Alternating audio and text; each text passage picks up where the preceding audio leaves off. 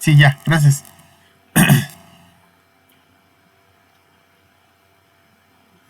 Ahora sí, ¿cuál era la duda? En el estado que, bueno, en el autómata que viene en la especificación, en el estado 3 dice que recibe una solicitud de creación de nuevo archivo para ser almacenado. ¿Quiere decir que en el servidor se van a crear archivos? No, no, la idea es subir un archivo.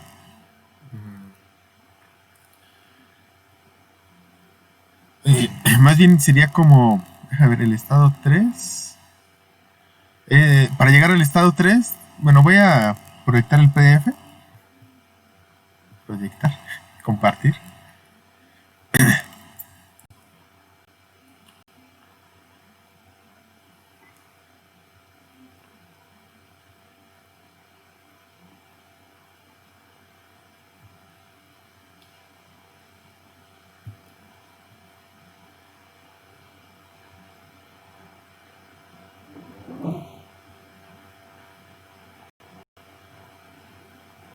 Ahí se ve,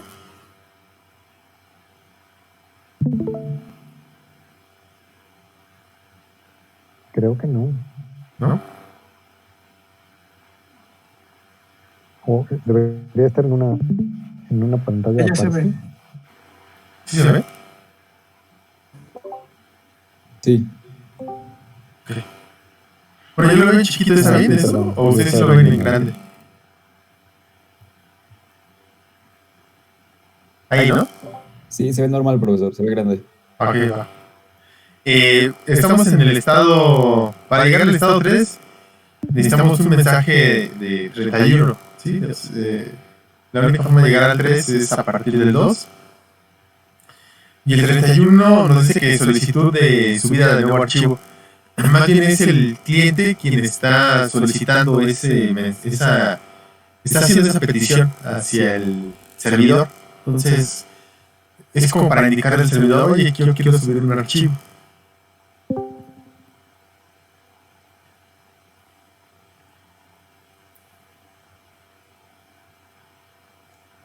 ¿Sí? Sí, ¿se resuelve la duda? Sí, gracias. Ok. Una pregunta. ¿Ese archivo se va a guardar en la base de datos? Dependiendo de cómo lo quieras, digamos, eso ya es como del lado de la implementación.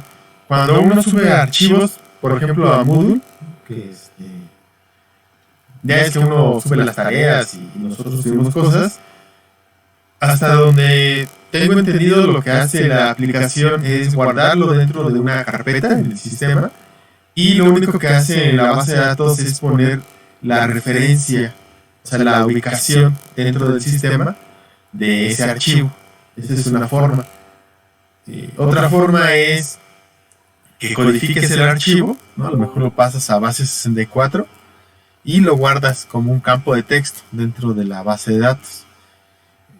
Ahí habría que ver qué conviene más, porque si le estamos metiendo así en la base de datos, pues la base de datos también va a ir creciendo en tamaño, ¿no? Al final, cuando lo codificamos, se puede quedar del mismo tamaño de archivo o un poquito más, pero nunca menos, ¿no? A menos que lo comprimamos. Podríamos hacerle así, ¿no? Se comprime, se codifica y se sube. Por ejemplo, se comprime en zip, se codifica en base 64 y se guarda dentro de la base de datos. Habría que ver qué tan eficiente es eso de hacer una consulta a la base de datos para sacar un archivo. Yo lo veo un poco ineficiente en el sentido de que, ¿te acuerdas del primer proyecto en donde teníamos el servidor web y separada la base de datos? Sí. Si, no sé, desde mi punto de vista es, si guardo un archivo en la base de datos, cuando el cliente se conecte y me pida ese archivo, lo que tengo que hacer es una conexión a la base de datos que está en otro servidor y jalar ese archivo. Si pienso a lo mejor en guardar ese archivo dentro del mismo servidor web, pues ya no voy a tener que hacer, o bueno, o en el servidor de aplicación, ya no voy a tener que hacer la consulta a la base de datos. Si no, ahí mismo va a estar. O quizá haciéndolo un poquito más separado toda esta parte, sería conectar, que tengamos tres, ¿no? El servidor de aplicación, el servidor de base de datos y un servidor para compartir archivos. Hay varios sistemas para compartir archivos. Por ejemplo, está de los más comunes el NFS, Network File System. Hay otros, hay uno de una hormiguita, pero no me acuerdo el nombre, que me parece que es más eficiente. Está el... Amazon tiene su propio sistema para compartir archivos en red. Entonces podríamos utilizar alguno de esos. Entonces la referencia solo se va a guardar en la base de datos, el archivo se va a guardar en el servidor NFS y la aplicación va a vivir en otro lado. Pero habría que hacer el diseño de la aplicación así desde el inicio. Pero bueno, creo que me desvié un poquito. La pregunta era si conviene guardarlo en la base de datos. Bueno, ahí ya, ahorita no hay problema. Como se les haga más fácil, creo que sería la respuesta. Ok, muchas gracias. Sí, creo que lo de base 64 no es muy buena idea. Nosotros lo intentamos para un proyecto en ingeniería del software y traía más problemas de los que resolvía. Ok. Sí, digo, Entonces, yo en creo que realidad no lo he visto. Perdón. Yo en realidad casi no creo lo he que es visto. Creo que al final sí es una mucho mejor idea guardar por ejemplo, si va a estar ahí en el sistema, la ruta, como una cadena y todo es mucho más rápido. Sí, incluso podrías poner rutas relativas, ¿no?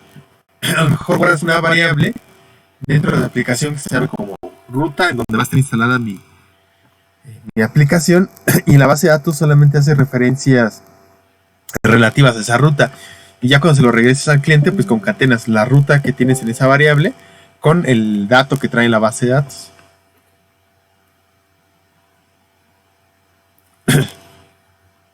Creo que ahí me perdí un poquito, pero del lado del servidor, el servidor decide completamente. Bueno, tal vez es una buena pregunta. ¿Nuestro instalador necesita ser un instalador también del servidor? Porque lo que yo había entendido es que era solo como que lo que íbamos a distribuir era el cliente nada más, no el servidor. A ver, déjame ver.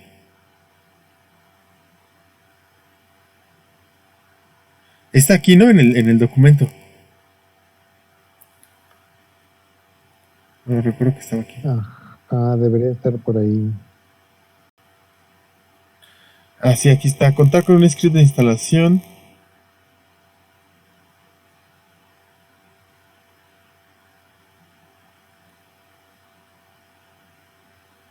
Sí, mira, uno para el cliente y otro para el servidor. Ok.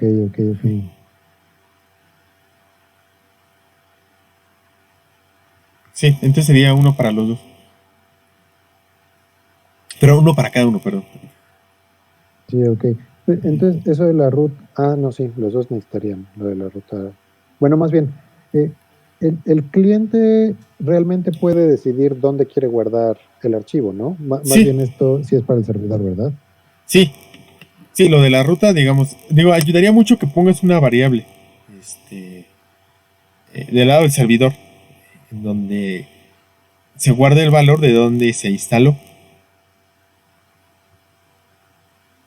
Muchas gracias, es una muy buena idea. Sí. O incluso lo puedes poner muchas de las aplicaciones traen un archivo de configuración, que no es un TXT o un XML o un YAML, en donde ahí vienen esas variables y lo único que hace el programa pues es abre el archivo, lee esas variables y las usa. Esa es otra forma.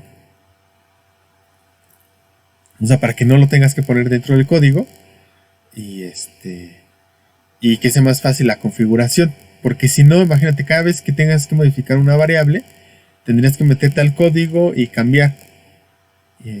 Entonces, se recomienda que sea un archivo de configuración, un TXT, en algún formato o así, el formato que tú decidas. Digo, de preferencia puedes utilizar alguno de los formatos ya hechos, porque hay muchas bibliotecas que ya los leen.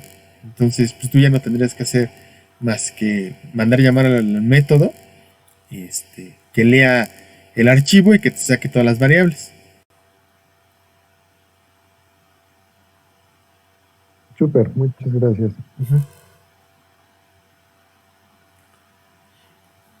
Bueno, ¿alguien tiene alguna otra duda?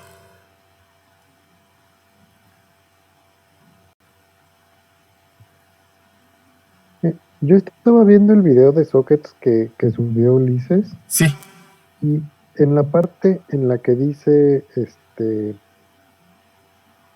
tenemos que mandar bytes, o sea, entiendo que en general los readers y los writers mandan bytes y se decodifican en algún punto, pero de pronto él dijo algo así como que él quiere que se manden los bytes en crudo. Entonces, por ejemplo, si nosotros quisiéramos interactuar desde Telnet con nuestro servidor y le quisiéramos, suponiendo que supiéramos el protocolo, bueno, sí lo vamos a saber, pero que justo quisiéramos interactuar a través de Telnet y nosotros mandáramos, por ejemplo, un 1, eso no lo reconocería nuestro servidor porque estaría esperando el byte 1, es lo que entendí. Ok, sí, muy buena pregunta, César. Y bueno, si no hay más, bueno, yo les iba a dar una explicación también por la duda que preguntaron en el Discord sobre qué utilizar como delimitador y va relacionado con lo que dices. Entonces, si no hay otra duda, si quieren, doy esa explicación.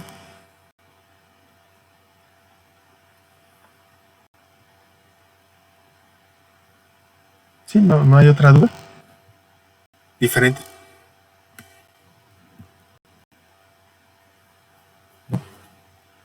Bueno, ¿se ve esta pantalla? Estoy proyectando el Wireshark. El Wireshark. Sí. No sé cómo hacerlo grande en el...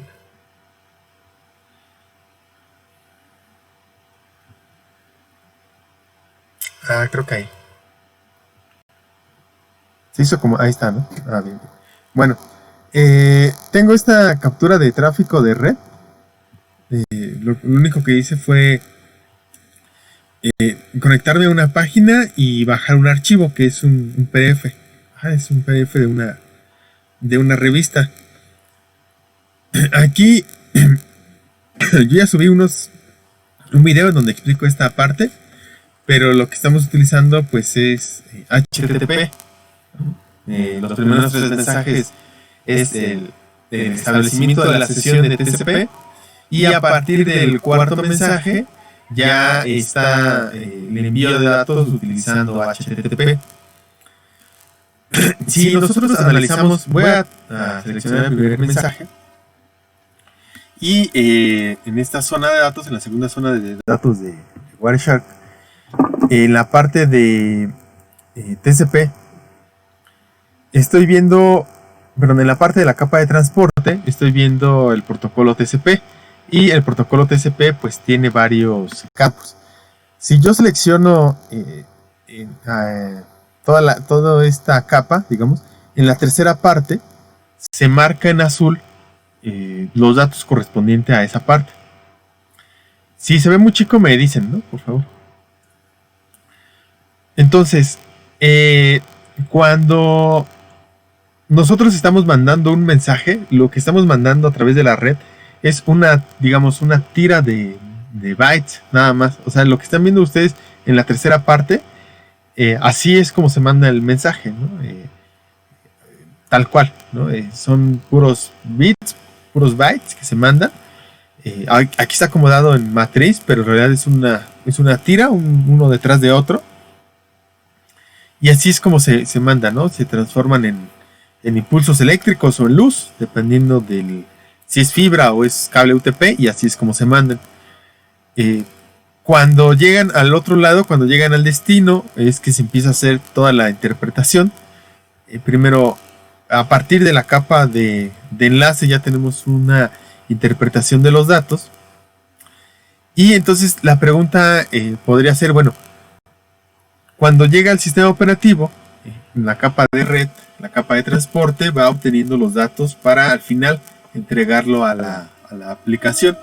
Pero por ejemplo, TCP tiene ya campos muy definidos para identificar en dónde empieza uno y otro. Utiliza un tamaño. Por ejemplo, para el puerto origen, voy a seleccionar este campo. Utiliza 16 bits o 2 bytes. Ajá. Entonces, es por eso que tenemos un número limitado de puertos. Solamente tenemos 65.536 puertos, porque el tamaño de ese campo es de 16 bits. También el campo de destino. Entonces voy a seleccionar el campo destino, que como es un servidor web, pues está utilizando el puerto 80. Si nos vamos a la tercera zona de datos de Wireshark, estamos viendo ahí en azul los 2 bytes que corresponden a ese campo, ¿sí? Entonces, ¿qué valor estamos viendo allí?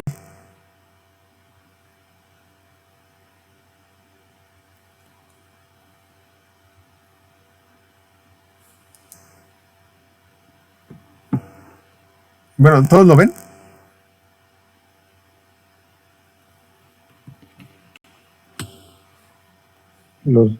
Los 2 bytes que están abajo. Ajá.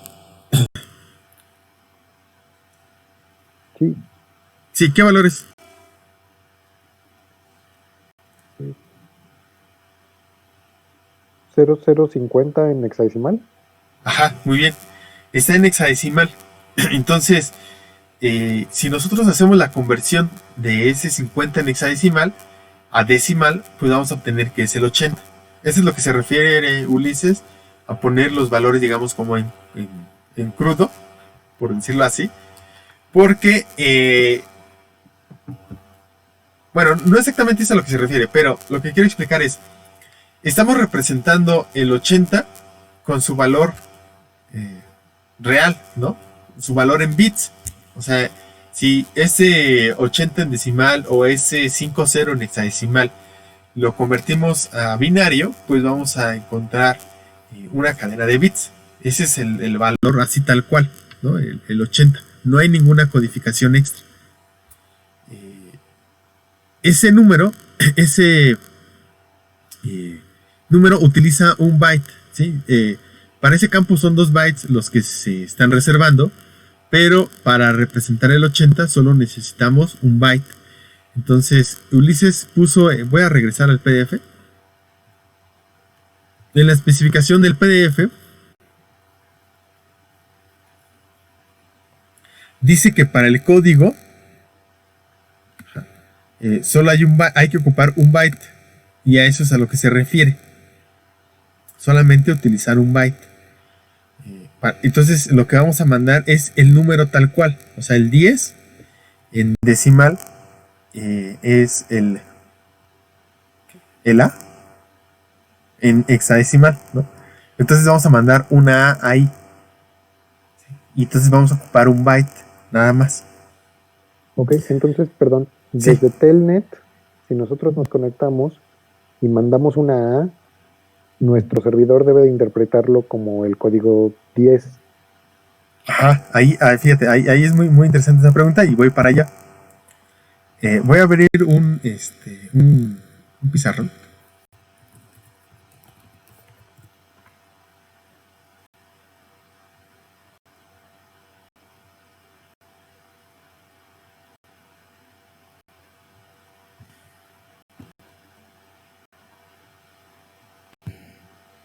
Creo que se tarda mucho.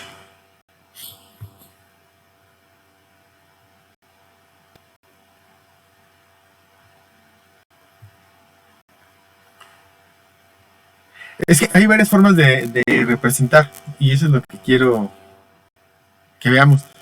Porque nosotros podríamos mandar también ese 10 en ASCII, ¿no? Por poner un ejemplo.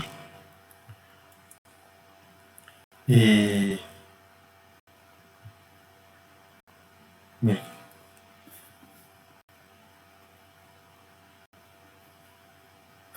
Si nosotros ponemos el 10 en decimal,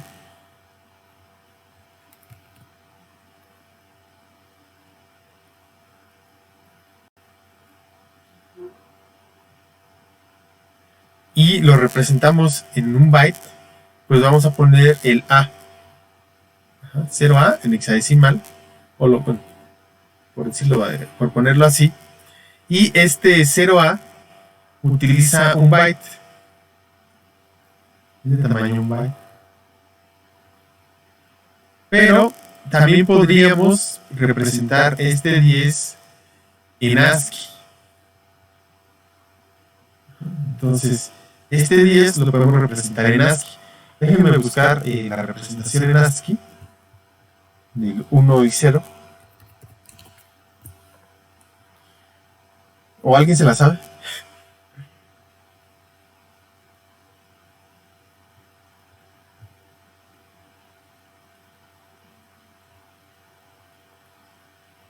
Pero en ASCII ocuparíamos más espacio. Miren, el 1. El 1 es el 49. En ASCII.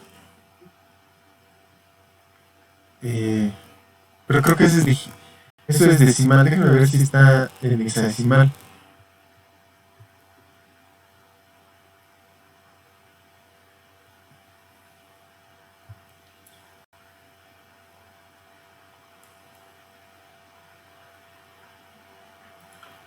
Igual si alguien se lo sabe, pues ya.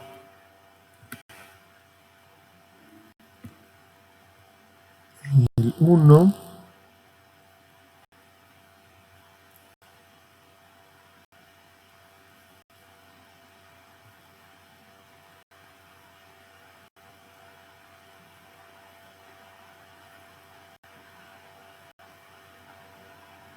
Ajá. Entonces, el 1 en hexadecimal es el 3-1.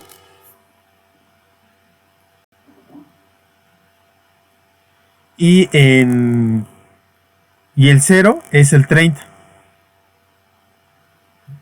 Para representar esto en ASCII, el 1-0, estamos utilizando 2 bytes.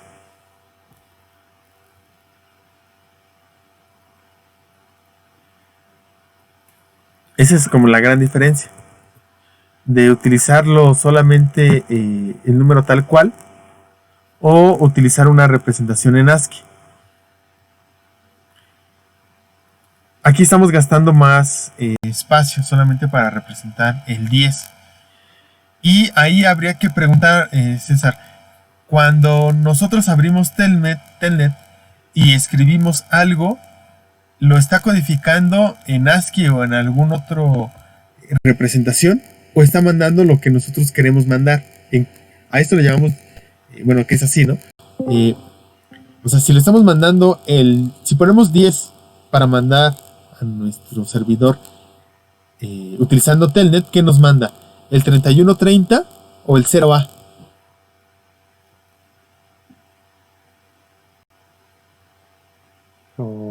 Habría que ver la especificación de Telnet. Sí, habría que ver la especificación de Telnet. Porque si en tu servidor estás esperando el 0A, pero Telnet lo manda en ASCII, va a haber un error.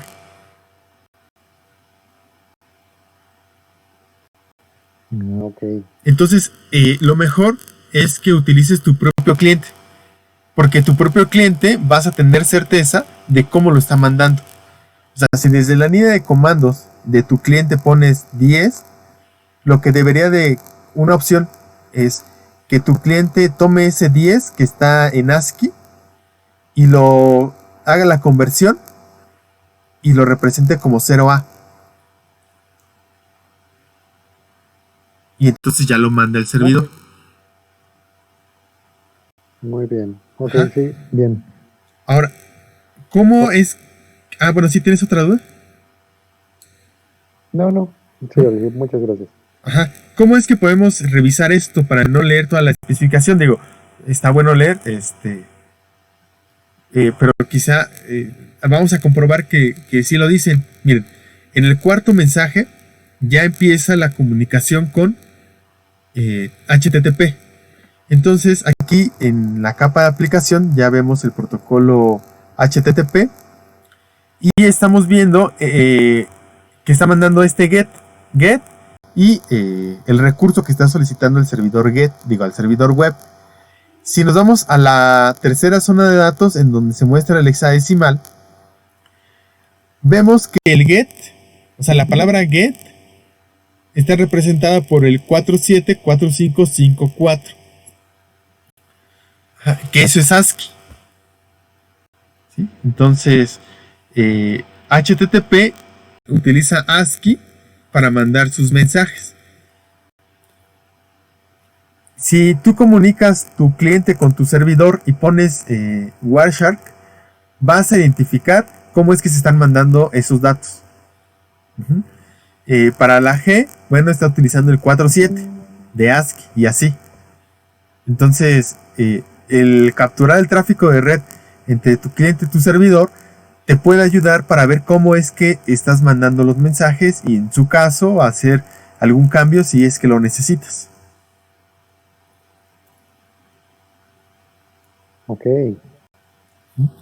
Entonces, digamos, es un poquito diferente a lo mejor hacer esa es una forma, ¿no? Otra es valerse de las propias herramientas de debug, del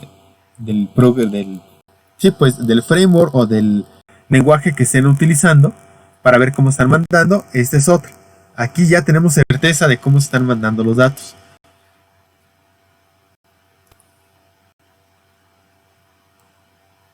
¿Sí? Sí, perfecto, muchas Ok. gracias. Sí, ya queda mucho más claro. Ok. Y aquí va relacionado justo con la pregunta que nos hacían por Discord sobre cómo separar los campos. Miren, HTTP utiliza al final de cada campo, aquí Wireshark nos lo pone muy bonito.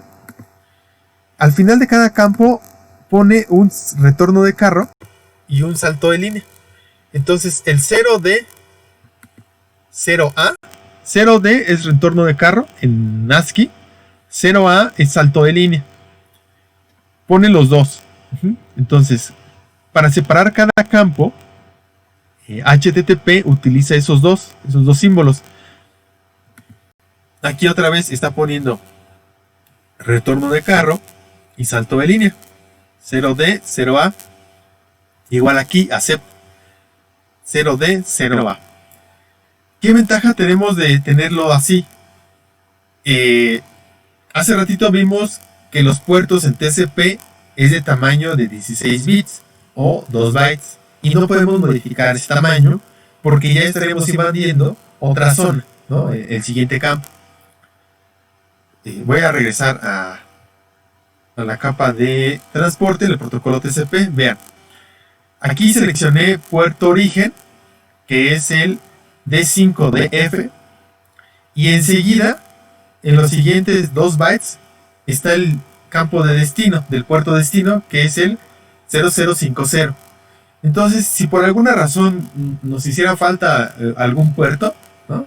O sea, que quisiéramos utilizar, no sé, el 65600, para representarlo ya necesitamos más bits y ya no podremos hacerlo porque estaríamos invadiendo el siguiente campo. Entonces, si ustedes quieren utilizar esta técnica para separar un campo de otro, hay que notar que los campos son fijos. Los campos son fijos y ya no se puede hacer más grande ese campo. La ventaja de utilizar un separador como el salto de línea y el retorno de carro es que, vean, los campos en HTTP no son fijos. O sea, ¿por qué? Pues este get sigue, después del get viene el recurso que estamos solicitando. Entonces imagínense que el recurso que estamos solicitando es un nombre muy largo y eso está fijo, pues sería un problema para HTTP. Entonces la solución que encontraron ellos para separar los campos pues es poniendo justo un delimitador. Pueden utilizar el delimitador que sea. Ellos utilizaron dos. Me parece buena idea utilizar dos para que no haya alguna confusión. Y ellos utilizan el retorno del carro y el salto de línea. Aquí la desventaja es que el programa tiene que leer toda esa cadena hasta encontrar eso. Entonces ahí está gastando tiempo. La ventaja en TCP de tener los campos bien definidos es que el programa ya no tiene que leer todo hasta encontrar eso, esos delimitadores. Él sabe que en los primeros 16 bits va a encontrar el puerto origen y en los siguientes 16 bits el puerto destino. Entonces es cuestión de decidir qué utilizar de acuerdo también a lo que ustedes necesitan. HTTP termina o cómo sabe que ya terminó ese mensaje, porque va a terminar con un salto de línea y un retorno de carro. Entonces, al final de HTTP siempre vamos a encontrar que se repite eso. El retorno de carro y salto de línea del último campo, y después agrega el término del mensaje de HTTP. Y aquí está 0D, 0A. La idea también de este proyecto, ¿todos vieron la película de Matrix? Ya es viejita, pero es un clásico, ¿no? Sí. Bueno, Ya pues es viejita, pero casi todos los compañeros tienen la misma edad que la película. Sí, sí, claro. Pero para ellos es viejita, ¿no?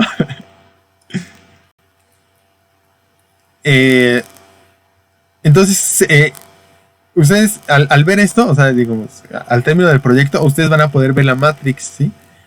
Porque van a ver esto en hexadecimal y van a decir, este mensaje termina en 0D, 0A y antes de eso hay otro, ¿no? Entonces me late que es HTTP. Justo la idea también del proyecto es que si ustedes comprenden y les queda el conocimiento de cómo funciona el protocolo que ustedes van a hacer, ya después interpretar cualquier protocolo de red es muy fácil, ¿sí? Solo van a decir, a ver, dame las reglas de cómo funciona. Ok, funciona así, se mandan los mensajes así y ya, ¿no? Van a tener idea de cómo es que funcionan los protocolos por abajo. ¿Sí? Ahorita estamos como metiéndonos, o la idea también de este proyecto, además de que lo que platicamos en la clase anterior de darle una solución a un problema, van a entender cómo es que por abajo están funcionando los protocolos de red. Cómo es que se comunica. Acuérdense, ¿cuál es el propósito de las redes de computadoras? ¿Cuál es el problema que resuelven las redes de computadoras? Poder conectar un proceso que reside en un host con otro proceso que reside en un host diferente, ¿no? Un proceso que está ejecutándose en el cliente, poderlo conectar con un proceso que está ejecutándose en el servidor.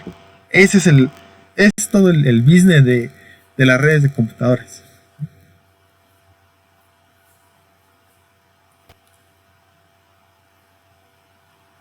Bueno, no sé si haya alguna duda.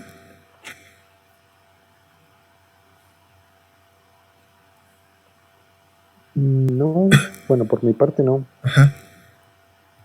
¿Alguien más tiene alguna otra duda?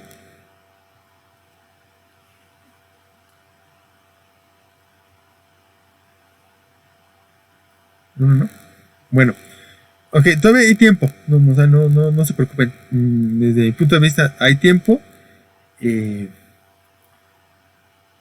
2 semanas para terminar el proyecto.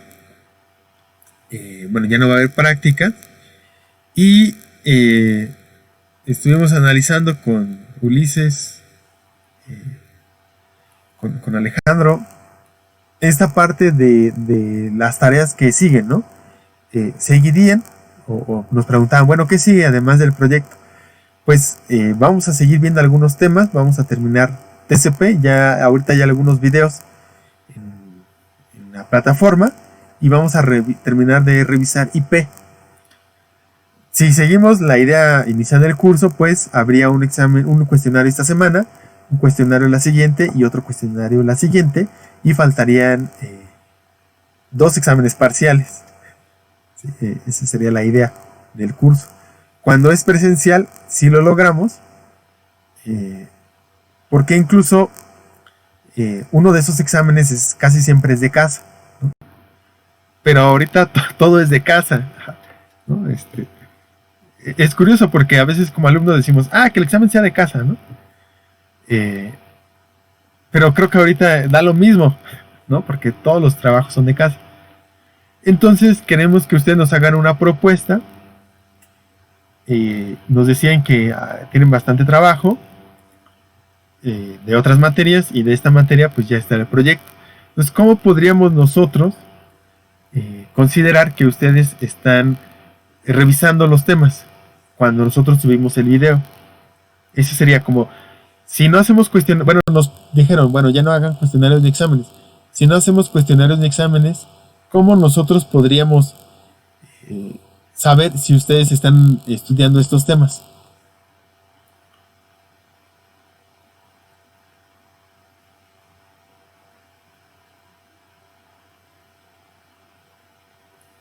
Es una gran pregunta. Sí, pero como es una gran pregunta, espero una gran respuesta, ¿no?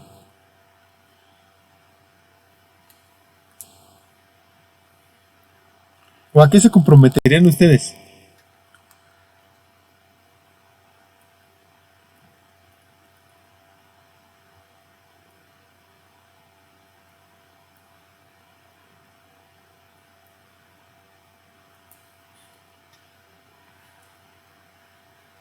¿Cuáles son las opciones?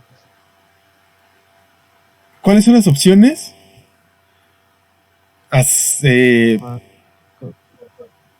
Pues no hay muchas opciones. O sea, o hacemos los cuestionarios y el examen, o no lo hacemos.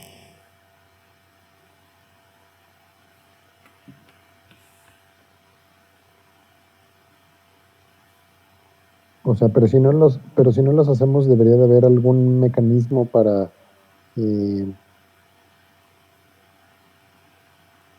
verificar que sí estamos viendo los videos y aprendiendo lo que tengamos que aprender, ¿no? Sí, pero podría ser su palabra, ¿no?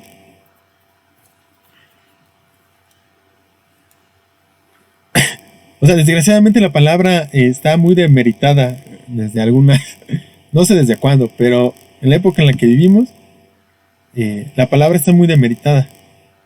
O sea, si uno se compromete a algo, como que ya dudas, ¿no? Dudas de que la otra parte lo vaya a hacer.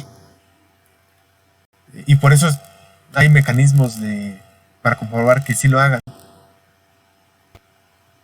Pero ¿nosotros podríamos confiar en su palabra?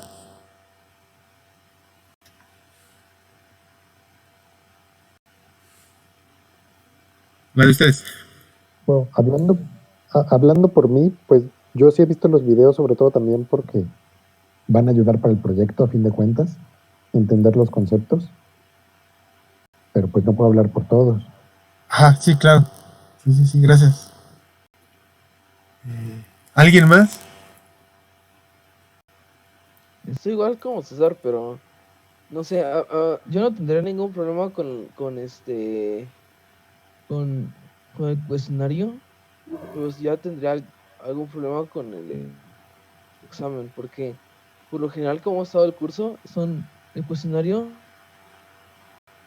y el examen son otra vez las preguntas del cuestionario, entonces pues, siento que es como doble trabajo repetido, es como repetir el trabajo y otra vez invertir el tiempo, no sé si me explico. Entonces, lo que estaba pensando es solamente los cuestionarios y ya. Ok. Bueno, Era un examen, pero ya un examen que no. Bueno, Marco, repetimos las preguntas. Bueno, nada más te explico para que no sientas que es como trabajo inútil. Repetimos las preguntas porque ese es un mecanismo didáctico. O sea, ahí está la parte didáctica. Yo no creo que estemos desperdiciando, porque cuando el profe en el examen vuelve a repetir las preguntas, pues muchas veces es así como que, no, sí, eso sí venía en el cuestionario, pero ya no me acuerdo qué puse, o creo que estaba yo mal en esa pregunta, entonces como que te pones a pensar más y así, como que repasas toda la parte de los cuestionarios, entonces pues por esa parte creo que hasta está bien, pero bueno, lo veo más que nada yo creo porque como ya tenemos como mucha carga y pues todos los profes nos están dejando un montón de cosas, pues, no sé, nada más es por eso, ¿no? Sí, Creo que por eso todos pues dicen, no, es que porque ya tanto, aparte del proyecto y pues una práctica, la práctica 7 y luego cuestionarios y examen y las otras materias pues están como igual, ¿no? Así como un buen de tareas, proyectos, prácticas, y pues sí, ya como que te junta todo, pero no sé, sí, Antonio. yo creo que sí podría ser, ah, no sé, podría ser, yo creo que pues que sí, que cada quien pues ya fuera por su cuenta, que sí se comprometa a ver los videos, eh, o seguir con los cuestionarios y quitar un examen, podría ser, no sé, Que ahora sí sí, que podría ser como por votación o algo así. sí. Ajá. Bueno, gracias, Antonio. Y también Marco y Carlos ya vi que también escribieron. Sí, o sea, la idea es tampoco que se sufra, ¿no? O sea, no sé, a nosotros, bueno, particularmente a mí me gusta mucho estos temas. eh, y a veces los profes tenemos el error, ¿no? De un conocimiento que es muy, muy chido, lo transmitimos mal, ¿sí? Entonces, luego lo que se provoca es que en ustedes digan, esa materia no me gusta, ¿no? A pesar de que está muy bien, ¿no? O sea, que los temas eh, son geniales, ¿no? Y entonces la idea tampoco es como que a- llenarlos de trabajo. Nosotros estamos aprendiendo a dar curso así. este, y también por eso es importante lo que nos digan. Yo les propongo esto, miren. La práctica 7, bueno, ya no hay que entregar nada. eh, la revisamos, creo que hoy es viernes, ¿no? El miércoles. Bueno, ahí ya no hay que entregar nada, entonces, digamos, el laboratorio ya se terminó. ¿Por qué no hacemos esto? Confiamos en que ustedes vean los videos y los estudien y ya no habría cuestionarios ni examen. Solo quedaría el proyecto. Profesor, Sí, no sé si sea buena idea, pero no podríamos entonces, en ese caso, digo, no creo que a nadie nos esté yendo mal, pero tal vez como hacer algo extra, o sea, tal vez sí dejar un cuestionario o un examen, pero con cierto puntaje extra. Así si alguien quiere repasar o quiere saber si está aprendiendo, pues lo hace y de paso le ayuda a su calificación. Digo, tal vez no un punto, pero tal vez algo significativo en alguna, o no sé, la reposición de un cuestionario con la menor calificación o algo así. Pero, no sé, yo siento que al menos de mi parte los cuestionarios me ayudan justamente a saber si sí estoy entendiendo. Porque una ok, cosa es creer que estoy entendiendo y otra es que realmente lo estoy entendiendo. ok, ok. Entonces, no sé, Opino lo digo, para... mismo que lo Violet. Ajá, o sea, como opcional.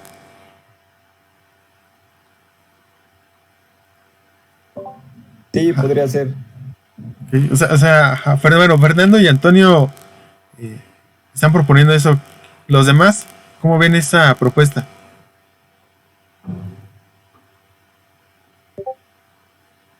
Me parece Sí, bien. podría ser No sé, opcional. sí, va a ser buena opción. Ok, entonces vamos a hacerla así, ¿no? Este. Ok, que sea opcional y podríamos hacerle que se promedie, pero eh, o sea, no sé, si son 10 cuestionarios, y ahorita sean, o sea, 10 los canónicos, los que van a tomarse en cuenta, y no sé, otros 3 extra, pues podría ser que la suma de los 13, pero que la división sea entre 10, ¿no? Se me ocurre. Uy, eso estaría increíble.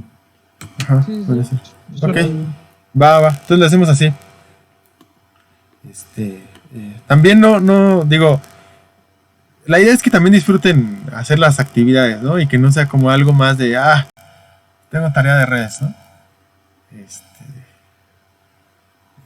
Yo, respecto a eso, profesor, me gustaría comentarle, a mí me han gustado mucho las tareas que hemos estado haciendo en redes y eh, el proyecto 1 me gustó mucho hacerlo. La verdad no disfruté tanto hacer la documentación, pero el proyecto estuvo muy bonito. Este proyecto también está muy divertido. Y yo creo que por desgracia muchas veces como alumnos,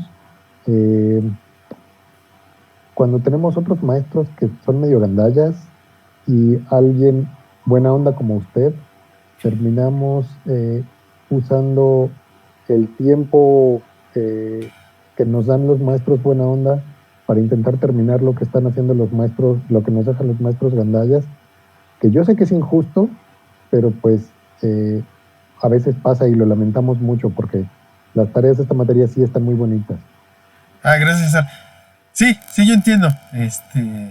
Yo haría lo mismo que ustedes, ¿no? O sea, y seguro lo hice. O sea, si alguien te está presionando por un lado, ¿no? Y quizá en algún lado hay más flexibilidad, pues casi siempre te vas donde está más la presión, ¿no? Pues es natural, ¿no? Es natural. Pero qué bueno que lo comentas, César, y te agradezco. Sí, yo también opino lo mismo que mi compañero César, y luego a veces también lo que siento que pasa es que pues ya no disfrutas pues la otra materia también, y Sí. bueno, puede llegar a pasar que también como que no estás disfrutando nada y al final del semestre pues está feo y todo. Yo por ejemplo ahorita ya ni siquiera estoy disfrutando este último proyecto, sinceramente. Sí. Ya es así como carga pesada nada más, o sea, para mí ya es así como, no, pues ya. Ojalá que salga, pero ya es así como que un martirio porque ya es como que todos los profesores, no, sí, todos los proyectos para ahorita ya, y pues empiezan a atascarte y todo, y pues ya no lo disfrutas en absoluto. Sí. Ya es así como, pues ya, no, nada más quieres sacar y ya la materia en muchas ocasiones Sí, por la presión. Ajá, y además digo que estamos en una situación diferente, ¿no? Muy diferente. O sea, la última vez que pasó esto fue hace 100 años, ¿no? Como dicen, no, pues ya no hay nadie que te platique cómo le fue, o sea, cómo le hizo, ¿no? Solo los escritos, ¿sí? Pero bueno, nos estamos adaptando, ¿no? Es una gran ventaja. Ahora, si quieren utilizar las semanas de finales, ¿no?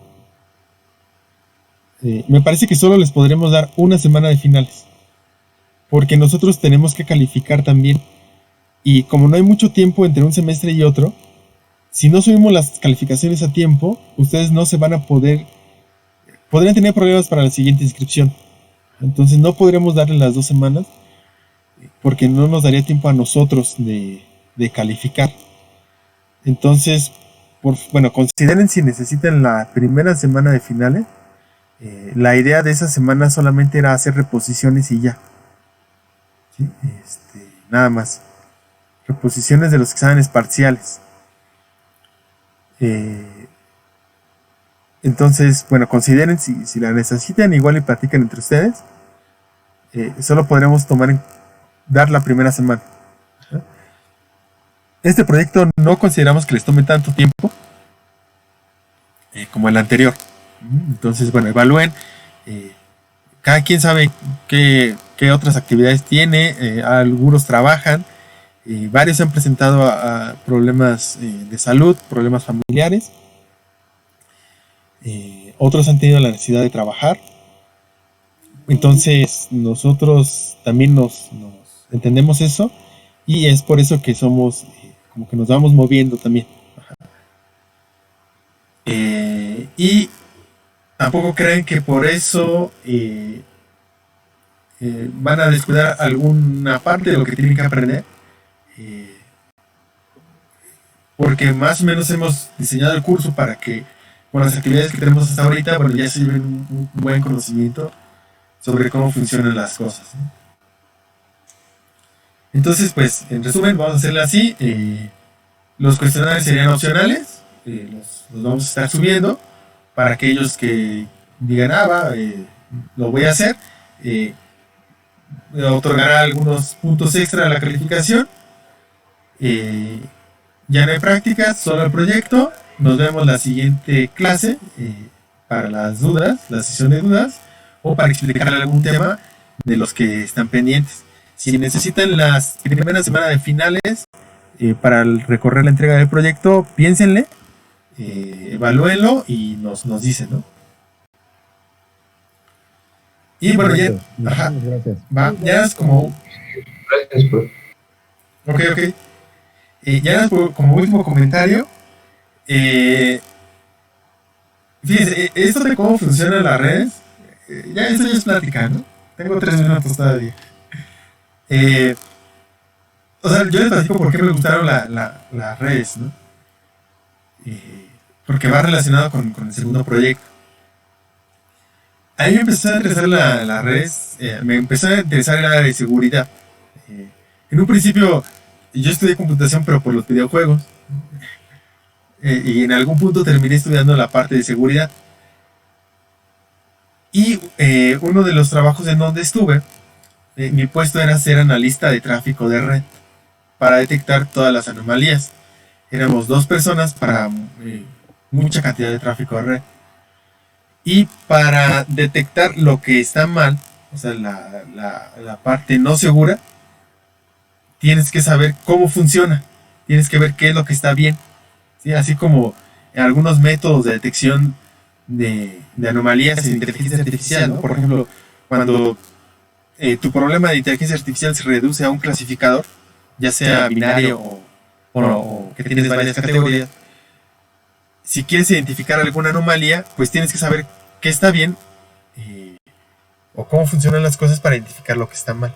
Entonces, por eso es que me empecé a meter a esta parte de las redes, ¿no? Fue como la primera entrada en donde empecé a profundizar en el conocimiento y el estudiar cómo funcionan los protocolos, esta parte de la programación que ustedes están haciendo, también me ayudó mucho a eso, a irme metiendo. Ok, funciona así, y si yo hago este ataque, como las lecturas que les hemos dejado, que son introductorias, pero bueno, ya les da una idea. A ver, no sé, el hacker tiene que, bueno, no el hacker, perdón, el hacker es el chido. El delincuente hace esto, ¿no? ¿Cómo lo detecto? Ah, entonces ya sé que las redes funcionan así. Entonces, si les sirve esto también como para animarse a hacer el segundo proyecto, pues se los platico, ¿no? Bueno, pues entonces le dejamos aquí y cualquier duda por el Discord. Ah, bueno, por aquí.